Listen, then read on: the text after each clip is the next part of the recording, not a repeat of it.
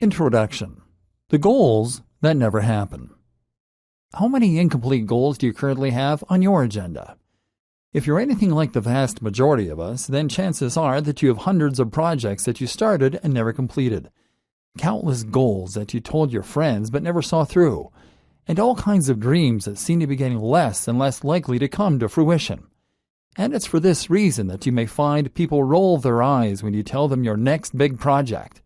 When you start a new training program to lose weight and everyone, including you, knows that you're likely to have lost interest by month 2.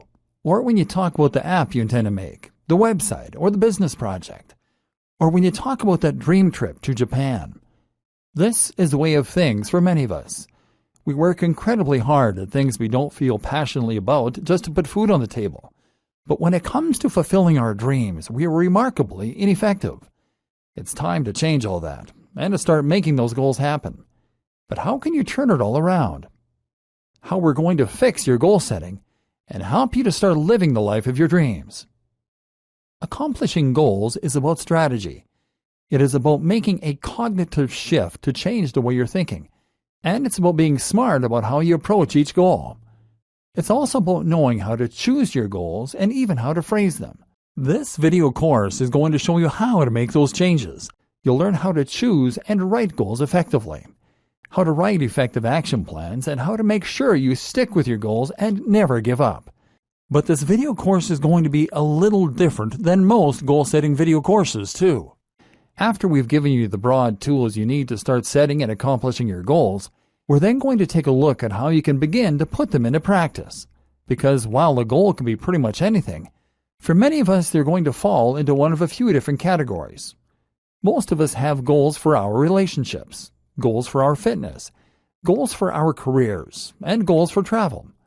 We're going to provide not only the abstract strategies you need to start making effective goals then, but also the step-by-step processes that will let you apply these strategies in each of these areas. By the end of this video course, you'll be adept at setting and accomplishing any goal, and at the same time, you'll have powerful strategies for improving your relationships, your fitness, your career, and more. Ready to change your life? The most powerful skill you can learn: goal setting. Learning how to set goals properly is arguably the most powerful skill that you can possibly learn. Why? Because it will allow you to then accomplish a huge range of other goals. When you know how to set goals, it allows you to effectively work toward anything. This is the key to unlocking pretty much everything you can want from life. So ironically, the first goal you should focus on is the goal of setting goals. And until now, you've probably been doing it all wrong. The problem with your current goals. How can a goal be wrong? Sure, any objective is a worthwhile one, but the way that you phrase your goals and structure them is going to massively change your likelihood of finding success. Let's take weight loss as an example, because it's one of the most straightforward goals that is easiest to implement. When you set out to lose weight, you should start with a concrete goal, and for most people, this will look something like this. Lose 2 stone by next year. This is a terrible goal. Why? Well, first of all, it is far too vague. How are you losing weight? Weight from where? Why do you want to lose weight? What do you actually want to look like? At the same time, it's out of your control. Even if you are completely committed to your goal, you may find that outside forces prevent you from being successful. Maybe you get ill. Maybe you accidentally follow the wrong program. Maybe it turns out you have a bad metabolism. Finally, the goal is too far in the future. If your goal is to lose weight by next year, that then essentially gives you a license to procrastinate. The target is so far away that you indulge yourself in a little overeating, or put off exercise for a while and not worry about it until next month. 6 months pass and you realize you're actually further from your goal. And because it's too late, you're likely to just give up at this point. Not a good goal. What good goals look like? So what does a good goal look like? How might you phrase this same objective in a manner that will increase your chances of success? The first thing to do is to focus on things that are immediately within your control and that are not influenced by outside factors at all. These goals should be things that you can accomplish in a guaranteed manner and that you will be immediately graded on a pass-fail basis. So for instance, instead of aiming to lose 2 stone by next year, you would use this goal. I will work out 3 times a week every week for at least 15 minutes. Now that is a goal that you can aim for. Regardless of your metabolism or of injury or of any other outside factor, this is a goal that you can accomplish.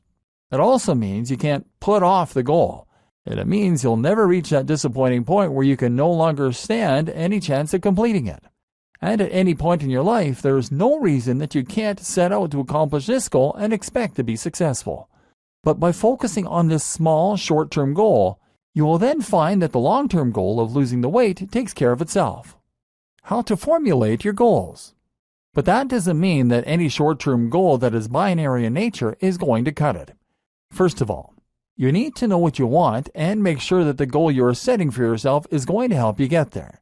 You need your goals to be intrinsically motivating, and that means that you have to feel truly passionate about them. It's only by following a goal you really feel excited about that you will find you have the energy and motivation to keep going. Working out for 15 minutes a day is an effective goal because it is sure to take you closer to your broader goal of losing weight. By keeping that end goal in mind, you should stand a better chance of staying motivated to work out, even when you're feeling tired or when you're feeling low on willpower. And you shouldn't just be aiming to lose weight either. Instead, you should have a more concrete vision of what this entails. Do you want to be thinner? Do you want to be more muscular? Why do you want that thing?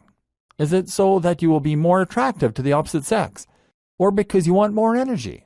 Be honest with yourself and listen to that drive inside that is pushing you toward the goal you want to accomplish. If your goal is to make money, then try to focus on what the emotional hook is that is making you want that money. It likely boils down to more than cash. Maybe it's status you really want, power, confidence, freedom.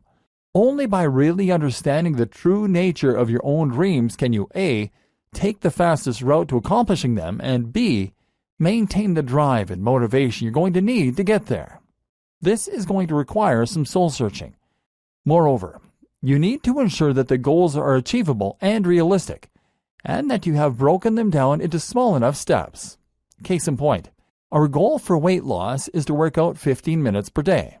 That's a tiny amount, but it works because it's achievable and realistic. If you make your goal harder, such as working out for an hour a day, then you're going to find you're quickly disappointed when you can't find the time or the energy. You'll put off the exercise and make excuses. The best part about training for just 15 minutes is that once you start, you'll often find you go for longer. Put it this way, it's much better to have a small, easy-to-accomplish goal and stick with it than it is to have a massive, life-changing goal that you can't manage. But of course, if you're making your goal smaller, that means that it will take you longer to reach the eventual destination you're gunning for. This is not a problem. This is just another thing you need to accept if you want to accomplish anything. Things worth having take time.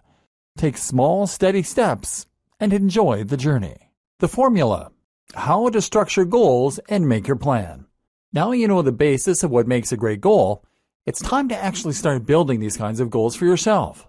Later, we'll be applying this same formula to different areas of your life so that you can start going after a better body, better salary, and better love life. But in each instance, we'll be reapplying this same strategy. Step 1. Visualization. The first and most important step is to visualize what you want and to really understand what you want. We already discussed this a little in respect to becoming richer. Often you'll find it's not really the money that you want, but rather what that money represents in terms of your lifestyle or your status. The same goes for being fit. It's not enough to want to be thinner or healthier. You need to understand your own motivations for wanting that. Do you want to feel more physically capable? Perhaps become a professional athlete? Do you want to prevent the deterioration that many experience as they age? Do you want to look amazing so that you can be more successful with the opposite sex? The best way to get an idea of what you want from life in any given area is often just to visualize the future. That means closing your eyes and just calling to mind your ideal future. Where are you? What do you look like? What do you do for a living? Who are you with? By picturing your future in this abstract way, you'll be able to start analyzing what it is that you're actually trying to accomplish And from there, you can begin to look at the more concrete steps you need to take in order to get there. Some other strategies that can help with this are looking at your role models and seeing what they have in common. Thinking about the things that excite you, your hobbies, the things you're a fan of, etc. Thinking about the last time you felt truly happy or truly alive. From there, it's also a good idea to think about the actual reality and to visualize what it would be like to get there and to live that life. Do you still want it? For example, it's very easy to want to be a rock star in theory, but you might not like the actual lifestyle. It would mean spending a lot of your life touring, being in the public eye, and probably struggling to raise a family. This is why we're thinking in abstractions at this point, because you may find that the reality of being a rock star is not something you really want, in which case, you're going to start again and tap into what it was about that lifestyle that appealed to you.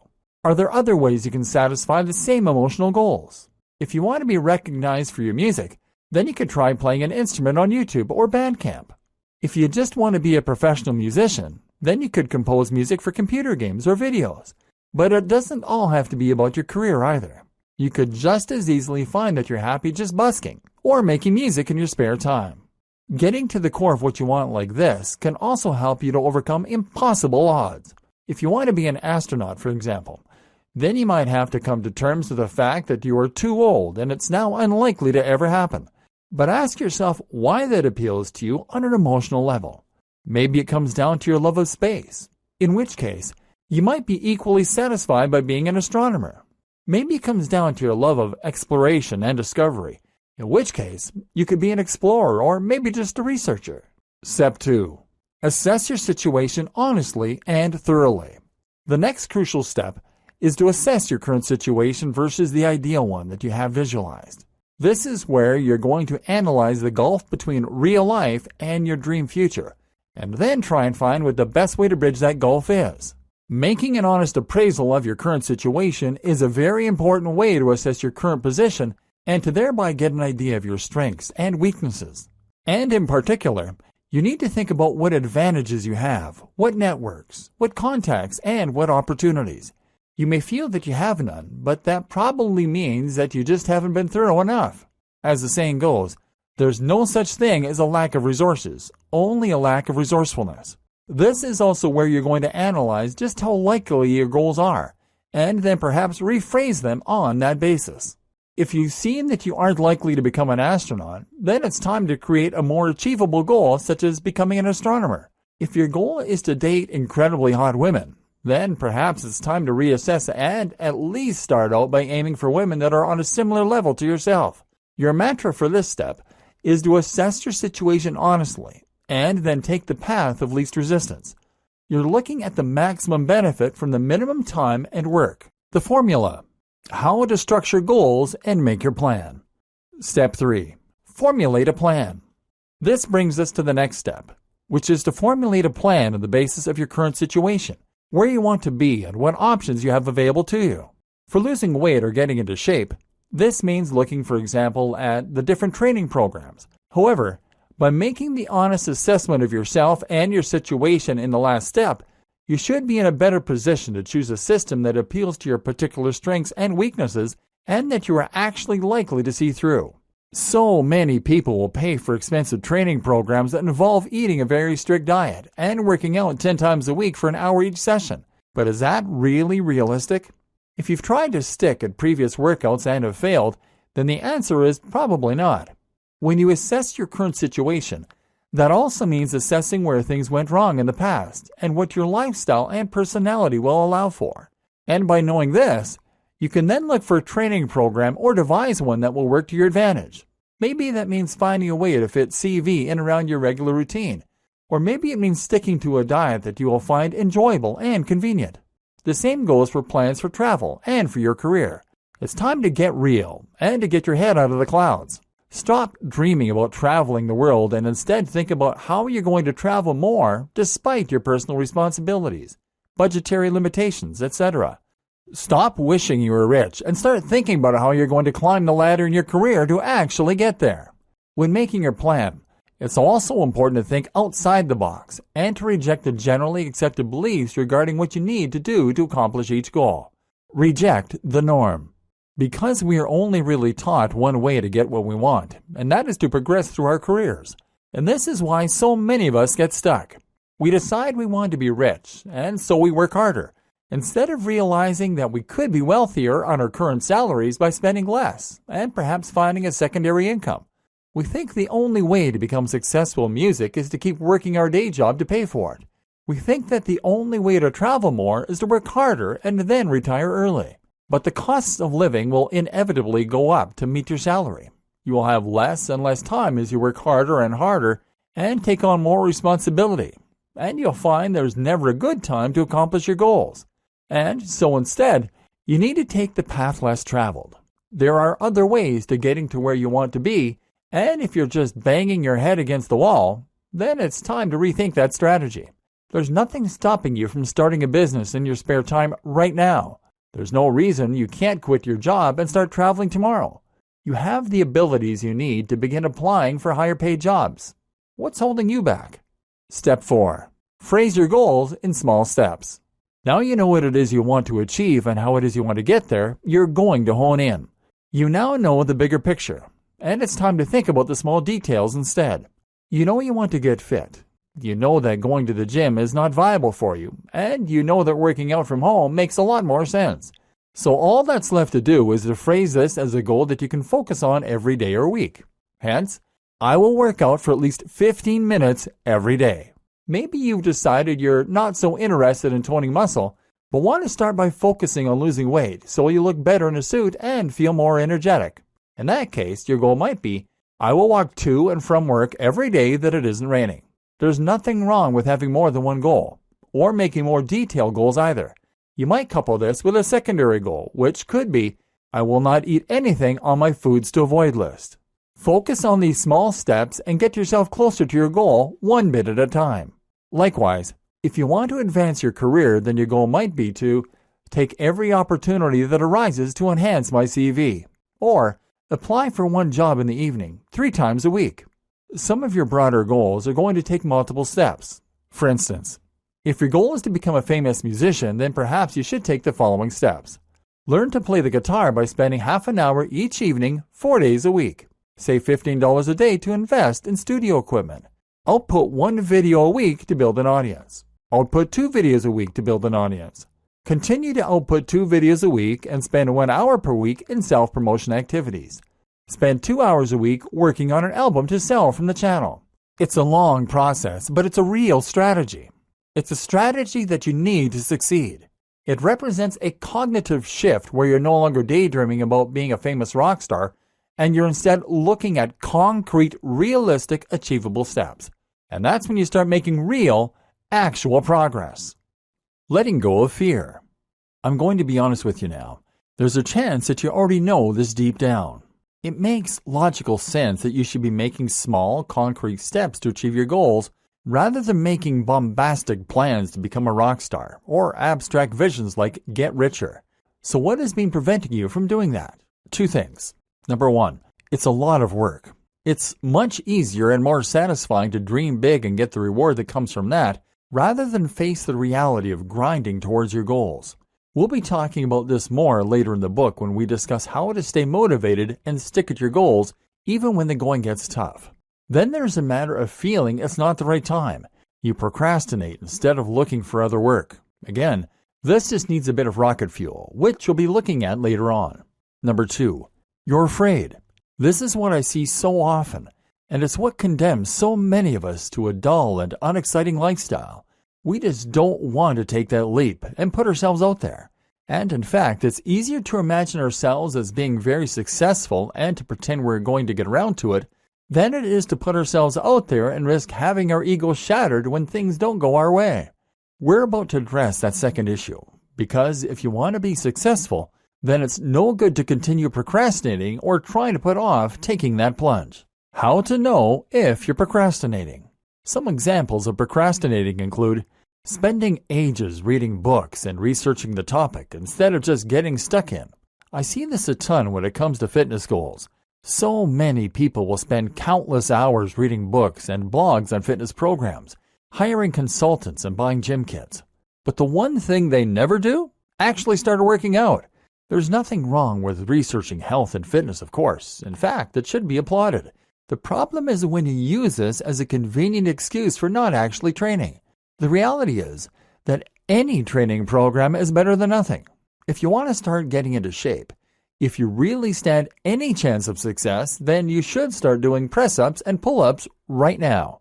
There is simply no reason not to. You can then improve your routine over time, but you start now. Working on projects and never completing them. I work as an app developer and have released 2 highly successful apps in my lifetime that have together earned me in the region of $90,000. Not life-changing amounts over the course of a few years, but certainly enough to make my life a little more comfortable, especially as I continue to earn money while I work my regular job. As a result of this, I am often approached by people who tell me that they're planning on releasing a successful app too. They then work on it for 3 years and never release it. The difference between them and me? I released my app when it was an MVP, minimum viable product. This is called the fail fast approach, and we'll talk about it more later. Point is though, I put myself out there, whereas they made excuses. Perfectionism is often just a delay tactic. Assess yourself. Claiming the time isn't right. We touched on this briefly just to recap. The time is never right. You're not traveling now because money isn't good. Sure, save up some cash, but by then you'll probably be in an exciting point in your career and not want to take a break. Then you'll have a partner and not want to leave them. Then you'll have a kid. There is never a good time to start a relationship, to get married, to have kids, to travel, to start a business. You do it anyway. And if you're worried about what other people might say, then follow the advice to ask for forgiveness, not permission. Do it and worry about the consequences later. If it really means that much to you, then it is really the only option you have. Ignoring your own dissatisfaction. Do you know anyone in your life who clearly wants to be in a relationship and who ignores this fact by throwing themselves into their career? Every post on social media is about how excited they are about their new job or about their travel. But you suspect that really they just wish they had someone to go home to? In this case, they are trying to cover up one lacking area in their lives by focusing on the other. What about people who claim they are happy without pursuing their dream career because they have a family?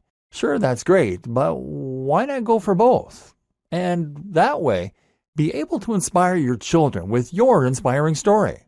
Don't make this mistake, because you need to be fulfilled in every area of your life if you're going to be truly happy. Fear setting. If you still can't overcome these psychological blocks though, then it's time to employ a technique known as fear setting that was described by Tim Ferriss in his book, The 4-Hour Workweek. The idea here is simple. You're going to write down all of the things holding you back and all of the things you're afraid of, and then you're going to present counter-arguments, contingency plans, and more to remove those fears.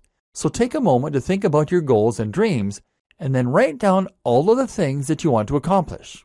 Write those goals and the steps you need to take, and then think about taking that first step right now. What's holding you back? What are your fears? Be honest and thorough, and make sure to include every possible concern. Let's say you want to start your own business. Here are your fears and concerns. You don't have the money. Taking out a loan may be reckless and leave you in serious debt if the business isn't a success. Your partner might see your investment as irresponsible and lead to relationship problems. You might lose your job and find yourself without stable income. You might be unable to find future work, and that could lead to your family going hungry and you losing your home. Your business might be a failure and make you look like a failure too. Now go through each of these objections and address how likely they really are and how you can deal with them, prevent them. For example, you don't have the money, and taking out a loan may be reckless and leave you in serious debt if the business isn't a success. Consider a PayPal loan. This is a loan that you pay back only through PayPal income, meaning that you won't owe anything until you start earning. Try Kickstarter. Bootstrap your business. Design it in a way that will allow you to start the business for less. Consider asking parents for a business loan. Look for a business partner with capital to invest. Your partner might see your investment as irresponsible and lead to relationship problems. Your partner is more likely to support you in your ambitions. If you use the above methods, you can demonstrate that you have been sensible and taken every precaution. You can even take out business insurance. Your partner might be able to help you bring in extra income to support your goals. Have a rainy day fund. Explain to them the risks and why it's important to you. You might lose your job and find yourself without stable income. And you might be unable to find future work, and that could lead to your family going hungry and you losing your home. In most cases, you'll find that your employer will offer you your job back if you need it. At the very least, you can probably find lower-level work to fund your survival, even if that means just doing a part-time job. You don't have to quit your day job until you've proven to yourself that you can make money from your business idea, or even maintain a part-time salary in the meantime. You can probably survive on a lower salary than you think and for longer than you think. Your business might be a failure and make you look like a failure too. You will do market research and take every precaution to ensure your plan is a success. You will gain advice from knowledgeable third parties. Who cares what other people think? The alternative, never trying to make anything of yourself or pursue your passions, is far worse. Okay, and with that out of the way, now we can start actually making progress in the various areas of your life that you want to improve. How to make your fitness goals happen. We've seen the basics of how to accomplish your general goals. Now it's time to accomplish specific goals. We're going to look at fitness and how you're going to apply the principles we've discussed to getting into awesome shape. So the first thing you need to know is why you want to improve your fitness and what you want that to really look and feel like. Is your goal to get fitter so you can play sports again? Do you want to look awesome for your own satisfaction? Do you want to be powerful so that you feel more physically intimidating? Do you want to be healthier? Or maybe attract members of the opposite sex? And what is your current situation? What have you tried in the past? Why has it not worked? What is your current shape and size? What are your physical strengths and best attributes? What do you enjoy doing? How much time do you have? This is all very important because it is going to drastically change the way you go about accomplishing your objectives. For example, if you are a man and your goal is to be more physically intimidating, then you might decide that it makes the most sense to bulk. This means adding the most mass possible in the shortest amount of time in order to become a tank. It involves eating a ton of calories and even more protein, resting a lot, and lifting heavy weights. On the other hand, if you want to become toned and lean to attract women, then you are going to want to eat less and get more aerobic exercise such as walking, running, skipping, etc. You also need to think about the exercise that you enjoy doing, the exercise that is practical to work into your routine, any physical limitations such as illnesses or joint problems, etc. How to set and stick to realistic goals. One of the most important considerations when coming up with a training program is making it fit into your routine. Think about when you have time free, how your energy levels are at different points during the day, and what you can do to capitalize on the moments in your routine that are free for training, etc. Fitting it in. One of the best ways to lose weight, for example, is to walk more. Walking is ideal because it burns a good number of calories without exhausting you or making you sweaty. That means you can conveniently fit it into your routine and do it regularly without becoming unfeasible. And most of us can easily fit more walking into our routine. For example, you might find that you can use your lunch break at work to go on a long walk. If you have 60 minutes at lunch, you can eat for 10 minutes and spend the other 50 walking. It's best to walk at the end of the 60 minutes. A 50-minute walk each day should easily be enough to hit your 10,000-step goal, which is around 5 miles, and should lead to an additional 3,000 calories, roughly, burned each week. That's the amount of calories you normally burn in a day. More importantly, it will build your fitness significantly, give you more sunlight and fresh air, etc. So forget trying to do intense HIIT workouts 5 times a week that leave you exhausted. Just go for a nice walk that will conveniently fit into your routine. Likewise, you can fit a walk in by getting off the bus early, by walking home from work, etc. The same goes for diet. I always advise clients to stick to a rigid diet only in the morning and at lunch. Why? Because most of us will want to make our evenings a time to enjoy a fun meal with our partners, or we want to go out with friends and enjoy pudding. Conversely, breakfast and lunch tend to be more functional, eaten alone and in a hurry. That means you can much more easily reduce your calories or your carbs at this time during the day and then cut loose in the evening. Think about ways you can make this more convenient for you too. If you pass a shop that sells protein shakes in bottles each morning, then maybe switch your morning coffee for a morning protein shake. This is ideal if you find that the thought of mixing a protein shake and getting it all over the floor potentially is putting you off of actually eating it. Another example might be to work out from home if you're struggling to get to a gym, or to take up swimming if there just so happens to be a pool next to your office. Enjoy it. Your exercise should be something you enjoy. If you have tried and failed to build lean muscle with weights, then clearly you're not cut out for it. Apparently, it just doesn't appeal to what you enjoy.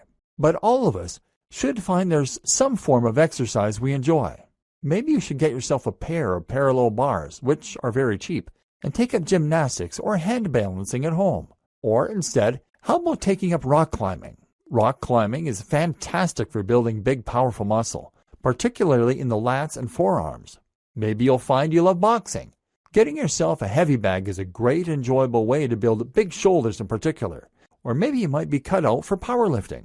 Whatever the case, find a form of training. That is what all the most powerful people with the most incredible physiques have in common. They don't just love being big, they love getting big. They eat, sleep, and dream the gym, and they love everything from the feeling of the chalk in their hands to hanging out with their other swole people. You need to discover that passion, not just for the end destination, but for the journey to get there. Play to your strengths. Some people are ectomorphs naturally. Some are endomorphs. This determines whether you're a big, bulky type or a lean, hard gainer. Where possible, try to align your goals to your natural strengths. Remember step 2? So for example, if you're an endomorph, then you can focus on becoming a massively powerful Hulk. If you're an ectomorph, then why not go for the lean look that a lot of people love? There's nothing wrong with chasing after the harder dream, of course, but if you're flexible, shoot for the one that you're already gifted in. That way, the results will come faster, and you'll find it more intrinsically rewarding, more quickly. Another tip is to find role models that are similar to you. Look for people who started in your situation, people who have body types similar to your own, but who have made the very most of them. Those are the people to listen to when it comes to training advice, because they've worked with most likely a similar genetic starting point and similar set of circumstances in life to begin with. Take it slow. Remember what we said in the earlier videos? A good goal for fitness should involve working out for 15 minutes, maybe even 10 minutes. Don't come up with insane strategies that involve training twice a day, or you'll find that you gain muscle more quickly and lose it quickly. Be willing to see small improvements over time so you don't burn out. Conversely, don't take it so slow as to not see results. The objective here is to use the MED, or minimum effective dose. That means you're committing just enough time to actually see progress so that you can start to assess and judge your strategy, and so that you can improve it over time. Don't do more, don't do less. By doing all of this, you should have come up with a training program that is effective for you specifically and for your lifestyle and genetics. If you have tried and failed to take up weightlifting several times in the past, then maybe it's time that you took a different approach by swimming 3 times a week after work, or by getting a heavy bag and punching that for 40 minutes a few times a week. Maybe you just do 15 minutes of press-ups before bed. Whatever the case, start doing something right away and then experiment to find what works for you. How to make your career goals happen. Too many people have mistaken ideas when it comes to their approach to their careers. We often believe that working incredibly hard in jobs that we don't truly enjoy is responsible and what adults should do. We often feel that we don't really have any choice when it comes to what we do for a living. We often feel scared to try anything else. And this is why so many of us are unhappy in our careers. We just let them happen and accept the career path that we fall into. We leave school or college, take the first job opportunity that comes our way, and then work hard to progress up the ladder. We never take a moment to actually ask, is this what I want? Do I have a choice? Here are some ways to apply the principles that we've discussed to making progress in your career. Knowing what you want. The first and most important thing to focus on here is step 3, coming up with your plan. It's time to acknowledge that you don't have to continue working a job you don't like, and there's no reason that you even need to focus on your career at all. The first myth we need to dispel then is the notion that you need to get your sense of satisfaction and progress from your career at all. That is to say that you should be able to get the same satisfaction from a hobby. We often feel that our sense of self-worth and achievement is tied up in our careers, and that we need to work harder and harder in order to feel like we're progressing in life. But while you might be CEO of a logistics company, you are still ultimately in charge of making sure people get staplers, when your passion might be painting works of art. This is why you can often do better to simply switch your focus to your extracurricular activities. My sister did this as an artist when she realized that the reality of her intended field, creating props for movies, was not quite as idealistic as she had hoped. So instead, she took on a job that would pay the bills by working as a saleswoman, and then used her spare time to work on her creations in her own time. She's gone on to receive quite a following on social media, and has sold several of her works to private buyers. So although her career isn't something she gets particularly excited about, she still gets that sense of progress and excitement and doesn't need to keep taking on more responsibilities to feel happy and fulfilled. And that also brings us to the other point. Your wealth isn't entirely determined by your career either. You can just as easily augment your income through other means, whether that means renting out your room or whether it means cutting the neighbor's hair. This is once again why it is important to consider the precise nature of your goals. If your goal is to be richer, then you can do it by shrinking expenses, by finding other sources of income, etc. If your goal is to get more status, then you may be happy to progress in your current career. If it is to be fulfilled in your artist endeavors or to be acknowledged for your ideas, then you may prefer to focus on working on projects outside the office. This is essentially what we refer to as lifestyle design. Lifestyle design means that you're focusing on what you can do to create your perfect lifestyle, and you're looking for the path of least resistance to get there. This might not mean working more, it might mean working less, and even taking on a menial job so that you can put more energy into other areas of your life. Heck, it might mean creating income from elsewhere so that you can afford to work 4 days a week. Why not? Creating a foolproof strategy. We've addressed the power that fear can have over us, and the way it can prevent us from going after our goals. This is especially true when it comes to achieving things in our careers. And for that reason, it makes sense for us to take a look at some of the things we can do to make our career goals less risky. For example, a lot of people will make the statement that they want to look for another job, but that they can't because they have too many responsibilities.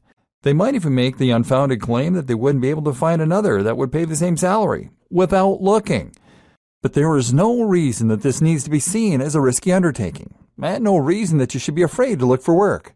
The simple answer is just to look for other jobs while you're working your current job. Spend a couple of evenings looking at other jobs and applying for them, and only leave your current job when you have found a new one. Zero risk. The same goes for starting a part-time business. You don't have to immediately transition from one job to another when you can simply use your spare time in the evenings or in the weekends to work on your new business idea. Only once you are certain at work should you then consider leaving your current job in order to take on the new one, and this will present you with another risk-free way to transition to a job or career you love. You can even try reducing your work hours, and then use that extra free time in order to work on your business. Take a part-time job, and during your longer free hours, work on your business project. The same goes for investment. If you need investment to create a business idea, then there are lots of risk-free ways to get it. Using Kickstarter these days is a great option, for example, and involves zero risk, as well as a great way to test the reception for your idea. Likewise, you could ask your parents for investment. You could get a business partner friend, or you could take out a credit card loan. As long as you don't quit your current job, you can just make sure that the loan repayment terms are something you can manage to pay off, if you had to, and that way, you won't be putting yourself at any risk. If you really want to make this happen, then you can always find a way. And if you have assessed your vision, and you just want to be a rock musician, then don't be distracted by trying to get rich.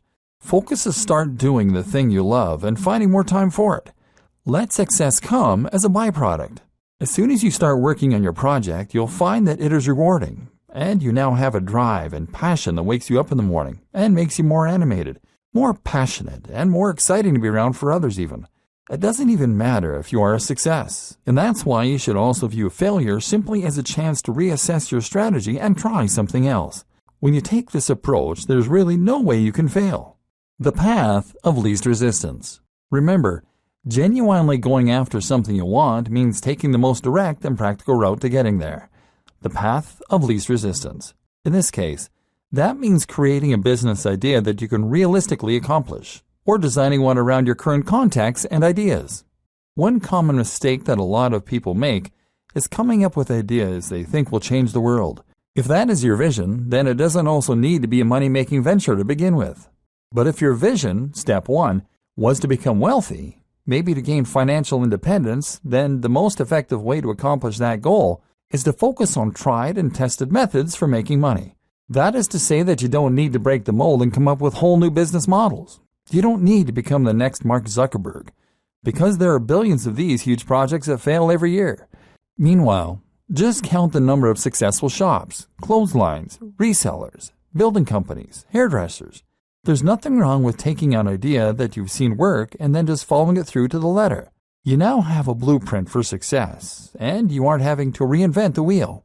Likewise, think about your resources and contacts. If you happen to know the editor of a gardening magazine, then that is an incredibly powerful contact to have, and you should make the most of that. Start a gardening service and use them to advertise. You should also play to your strengths, and if you know a lot about gardening, then once again, this is a good choice for your career. Very often, branching out, no pun intended, to start your own business will make most sense if you stick in your current industry. This way, you'll have the expertise, experience, and context to give yourself a great head start. Remember step 2, assessing your current situation and your resources. Make a list of everything you have available to you, all your skills, all your limitations, and then think about what business and lifestyle changes will help you to get there. The fail fast model. Remember when we discussed how fear could hold some people back, and one way this presented itself was when someone would work on perfecting their product without actually releasing anything? Not only is this a blatant delay tactic, but it also means that if you eventually do release your product, you risk suffering a devastating defeat if it doesn't go to plan. This happened to a friend of mine who had an idea for a business and then spent the next 3 years perfecting it. He trademarked the business name, took on a legal advisor, even paid for an expensive launch party, all for what essentially amounted to a website. He tested the site in every browser and every display size meticulously. He conducted copious amounts of market research, and he paid for tons of server space and bandwidth, ready to cope with the inevitable huge amounts of traffic. But his upfront and ongoing costs were so high that he went bankrupt almost immediately. The opposite approach is the fail fast model. If you have an idea for a business, then you should create an MVP or minimum viable product. This is the most basic, affordable, and easy version of your product or service that you can release to the market immediately. That way, you can now test market response to it without having invested lots of your time and money into it. You throw lots of ideas at the wall, quickly putting together something that works. If the idea is successful, you can then invest time and money into it. If it isn't, you iterate. Learn from your mistakes and move on. How to make your relationship goals happen. Relationships are something we often don't think of as goals, but they are in precisely the same way as any other. Maybe you're single and you want to be in a relationship. Maybe you're in a relationship and want to make it better. Maybe you just want more success with the opposite sex. These are all worthwhile goals, and all of them can be subjected to the precise same strategy that we looked at before. Taking stock. Here, though, perhaps the most important aspect to look at is step 2, appraisal. You need to really take the time to assess the current state of your relationships and of yourself, and then to work on moving forward and improving those areas of your life. This starts by looking honestly at your current relationship. A lot of people remain in unhappy relationships because they can't face admitting to themselves that things aren't perfect, perhaps because they have a child or a house together, perhaps because they love their partner. But note that improving your relationships doesn't necessarily have to mean ending your relationship. You can work on a relationship just like you can work on a car or a business. You can improve the way the relationship works, improve your happiness in your role, and generally see positive change over time. Would you be happier if you had more sex? Are you getting enough time to spend with your partner properly? Do you argue more than you'd like? Sometimes, it's just a case of making some simple changes which can help you to improve on those areas, and your relationship will be better for it. Don't live in denial. Likewise, if you currently aren't having any success with approaching people, or if you're single and you don't want to be, then you maybe need to address certain aspects of your game in order to change how you're coming across. This is a skill that can be learned like any other, and often it comes down to appearing confident and presenting yourself well. If you can do that without coming across as arrogant, then you will have much better luck approaching people. Often people who never have any success in dating are portraying themselves in the wrong way. Maybe you're too shy to approach women, men, and this means that you never get to choose who you date. Maybe it's a confidence issue, and you feel that you can't approach them without being rejected. Or perhaps you approach, but you are coming across sleazy, awkward, or generally unattractive. Create a plan for dating. The aim is to look confident, successful, and likable. This sends a powerful and strong signal that others respond to as meaning that you're likely to be a great catch. In other words, if you are projecting yourself as being very confident, then others will assume you have good reason to be. This speaks to our evolutionary imperative, to go after people who are of a higher status than us, people who will provide good genetic material for our offspring, or people who have resources. And this is where we can employ step 3. Creating a foolproof and non-conventional plan to achieve that. For example, head to a bar with some friends, chat with them, and have some drinks. Try to appear like a fun group to spend time with. While you're there, scout out the room. Look for women, men who are within your reach. In other words, look for people who aren't too far out of your league. But don't be afraid to punch above your weight. If you see someone you like, shoot them a smile. If they are at all interested, they'll smile back. This immediately helps you to remove any risk of being rejected. If they're not interested, they won't look back, and you'll just divert your attention elsewhere. If the person you spot is really keen, they might even take the initiative and head over. If not, you head over to them. Now, crucially, don't focus in on the person you like, but rather introduce yourself to the group and let your two groups mingle. This is your chance to demonstrate that you are fun, outgoing, likable, and confident. You are displaying alpha male-female behavior and making yourself the center of attention. What's more is that you're demonstrating that you are popular as you have a group of friends and that you get on with their friends. And what you're also doing is showing that you might not be interested in them at all, which makes you much more desirable. If things go well, then you can offer the person you're interested in a drink. This sends a clear signal without saying as much. And if they come with you, that's your chance to get them alone. If they said yes to the drink, then you can ask them to dance, again without losing face if they say no. This plan relies on a couple more factors, all of which are within your control. You need a group of friends to help you, for instance, and you need the confidence to approach a group and to make yourself the center of attention. This takes practice, and that can be your short-term goal. Practicing this technique until it comes as second nature, and you really do feel confident and charming around members of the opposite sex. Knowing what you want. Again, though, it is important to take into account step 1 here, knowing precisely what it is which you want. It is crucial that you are approaching the right type of partner, and that you are sending the right signal. It is a very different set of tools and approach that you need if you want to approach people for one-night stands, versus approaching people that you want to have a long-term relationship with. The former means going to bars and looking for people sending certain signals. The latter might mean getting closer to a friend or looking for someone who has a lot in common with you and who is also ready to settle down. If you want to play the field, then you might consider using sites like Tinder. How to make your travel goals happen. What about travel goals? What if your goal is to see the world?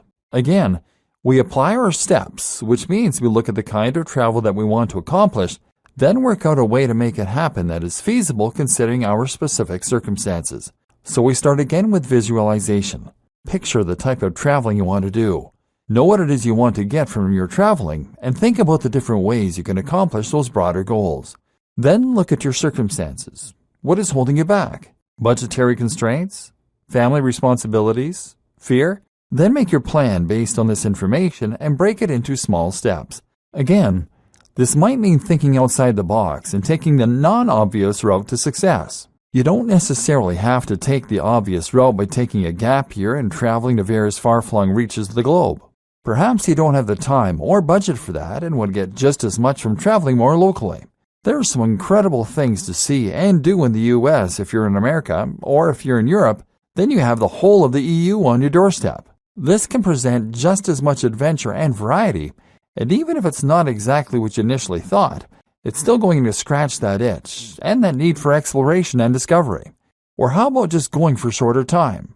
You can have a truly life-changing experience in just 3 or even 2 months, and you're much more likely to get a sabbatical lasting that long and be able to save the money.